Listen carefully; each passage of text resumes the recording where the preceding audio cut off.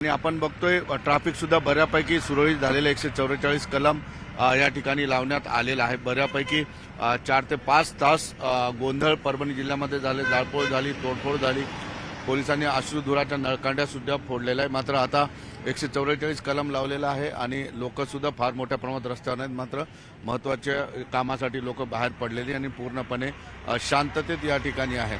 आपण बघतोय पोलिसांचा बंदोबस्त आहे। समोर या रस्त्यावरच जास्तीत जास्त जाळपोळ तोडफोड झाली होती। आता बघतोय आपण पोलीस आहे, पोलीस या ठिकाणी रस्त्यावर आलेल्या तरुणांना पुन्हा पिटाळून लावत आहेत। एकंदरीतच खूप मोठ्या प्रमाणात पोलिसांचा फोर्स या ठिकाणी आलेल्या प्रत्येक चौकामध्ये पोलिसांनी नाकेबंदी लावलेली आहे। पोलीस कर्मचारी मोठ्या प्रमाणात आपण बघतोय या ठिकाणी रस्त्यावर एक बाईक सुद्धा जाळलेली आपल्याला इथून दिसू शकते। कारण घटना घडून गेल्यानंतर 1 दिवसानंतर ही घटना घडलेली आहे। 24 तासानंतर त्याचे पडसाद उमटलेले आहेत। आता नेमकी घटना काय होते हे मी तुम्हाला सांगण्याचा प्रयत्न करतो। या ठिकाणी डॉक्टर बाबासाहेब आंबेडकरांचा पुतळा आहे आणि त्यांच्या समोर एक केज आहे। त्या केजवर जी आहे संविधानाची प्रतिकृती ठेवण्यात आली होती आणि ती प्रतिकृती काल माथेफिरू व्यक्तीने काल फोडली। तो फोडत असतानाच लोकांनी त्याला पकडलेला आहे, त्याला बऱ्यापैकी चोप दिलेला आहे। पोलीस आल्यानंतर त्याचा जीव वाचला, मात्र तो बऱ्यापैकी जखमी झालेला। नेमकं तो व्यक्ती कोण आहे, त्यांनी ही कृती का केली याबद्दल पोलीस तपास करतायत।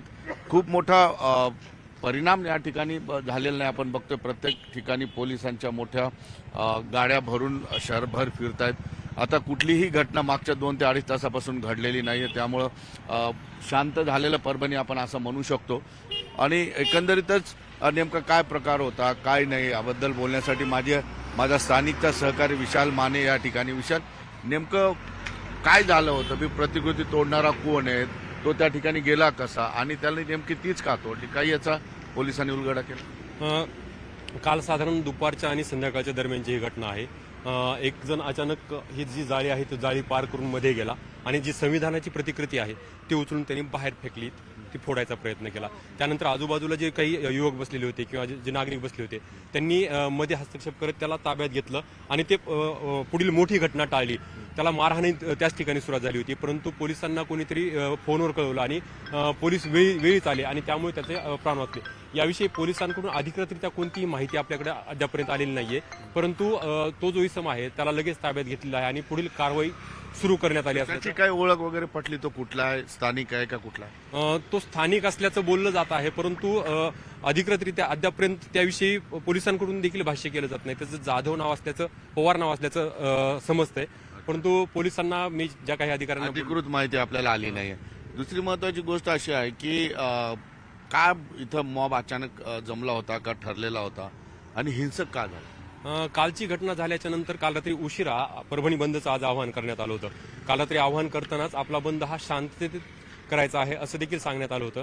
आज सकाळी ज्यावेळेस बंदची सुरुवात झाली, शहरातील वेगवेगळ्या भागामधून युवक येत होते, नागरिक येत होते, तर शांततेमध्ये होतं। दुपारच्या वेळी अचानकच हिंसक वळण लागलं। काही भागामध्ये दगडफेकीला सुरुवात झाली, त्यानंतर रस्त्याच्या आजूबाजूला ज्या गाड्या आहेत, मोटरसायकल असतील, मोठ्या गाड्या असतील, त्यांच्यावर दगडफेक करण्यात आली, त्या फोडण्यात आल्या आणि तिथून हे वातावरण अधिक चिघळत गेलं आणि काही लोकांना ताब्यात घेतले पोलिसांनी। पोलिसांनी आंदोलन थांबवण्यासाठी मोठ्या प्रमाणात पोलीस कुमक रस्त्यावर उतरवली होती।